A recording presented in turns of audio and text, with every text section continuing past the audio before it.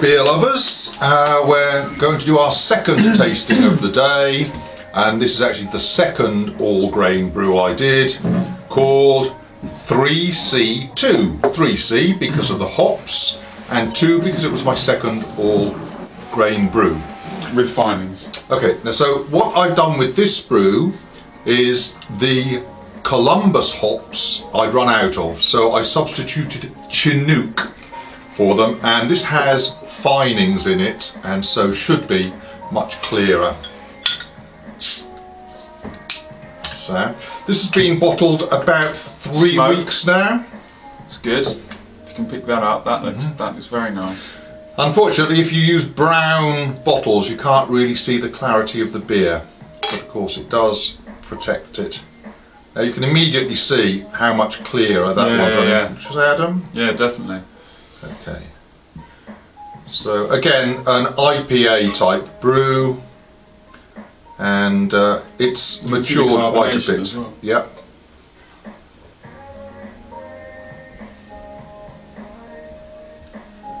And so after this one, possibly later on today, we'll go back to my very first all grain brew, which again I didn't do finings, so here we go. Which C did you substitute for the other one? I substituted Chinook for Columbus. I have since purchased some more Columbus hops, and you'll see that's a darker colour. There's some crystal malt in with that one. Not quite such a good head on it, but it's, you see the bubbles quite nice. I don't know whether you can get the bubbles there, probably not light enough, and not such a head because I think I let it ferment out for another couple of days. Again, about 1060 starting gravity. Adam, what do you think of that one then?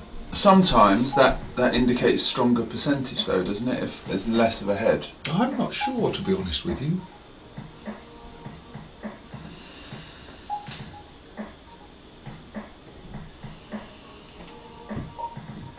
It's more mellow on the nose than the other one.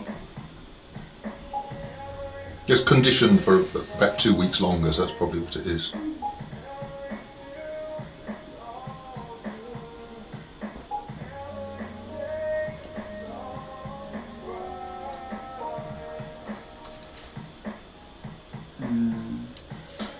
That's very good.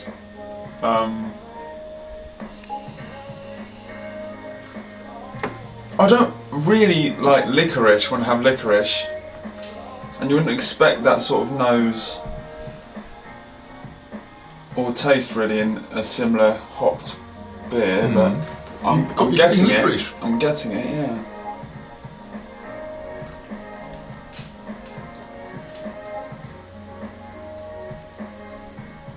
And I think that's more balanced than the last one as well. Can you get licorice in that? Let's try and just compare the colours. So you can see the original one, this one here, much murkier, looks a bit like mud, doesn't it really? I don't know whether or not that'll drop out, but that's an indication of the power of finings. I used Irish moss, about a tablespoon, with 15 minutes left in the boil. So, do you think you drink with your eyes, Dad? If something looks attractive, I think you more precondition for it tasting like. Like you don't get blue food. You put blue food dye, and people just don't like the food. Like I've made blue bread before now, and people don't like it. That's mould.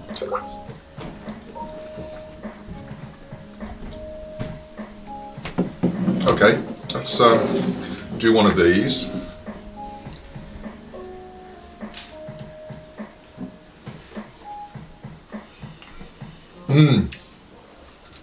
There's a sharpness to that isn't present in that one. I actually quite like the sharpness, the citrusy lemoniness. Yeah, that's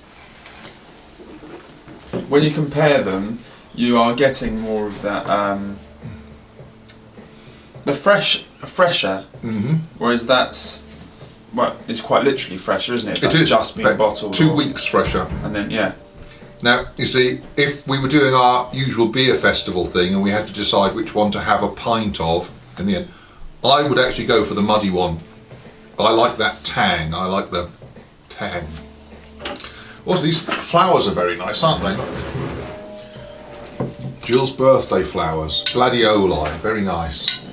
I'll be doing my Morrissey impression later on. I don't know which one I would. I could have. They taste a fair bit similar, but that's because the hops. The hops quite similar. Same water as well. Yes. 90-something% of beer, isn't it? Yes. Is water. So. Yeah. And I don't know whether it's good practice or not, but I used the hose pipe to fill up the boiler because I do my boiling in the garage, you see. And to get the water into the garage, I use the ordinary domestic hose pipe. Doesn't seem to have affected it. So later on we have the first all grain brew I made, which again has the classic 3 C's, Centennial, Columbus and Cascade, and is well murky.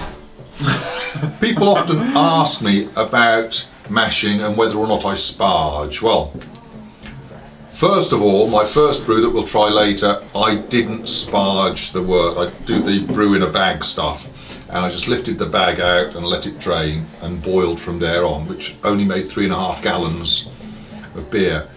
The second batch, this one, I did a minimal sparge, maybe about 4 litres.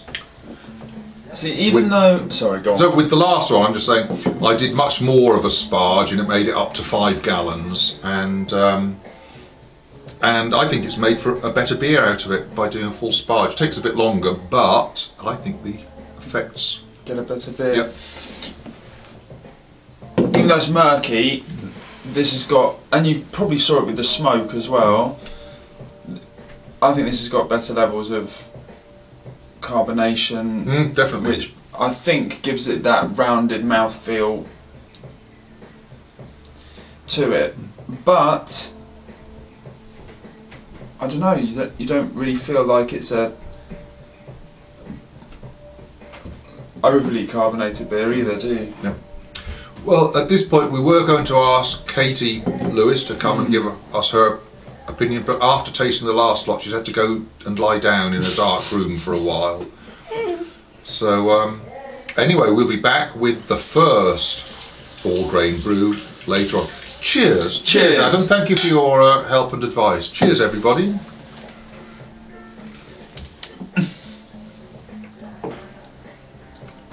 You know, I always think it's funny when people forget to turn the video camera Oh, on. it's really bad when that happens. And then they amateurs, honestly. silly conversation afterwards. Oh, blimey. When they're picking their teeth after having like salmon sandwich. Ah, I've got some toothpicks somewhere. We used them last night. Oh yes, here, I've got some I've got a toothpicks. tea.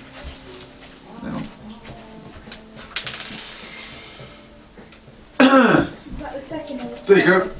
This one was the Toothpicks second. Yeah, but it had bits in, so you need toothpicks to get the bits out of your teeth. Oh. Didn't have too many bits in, did it? No.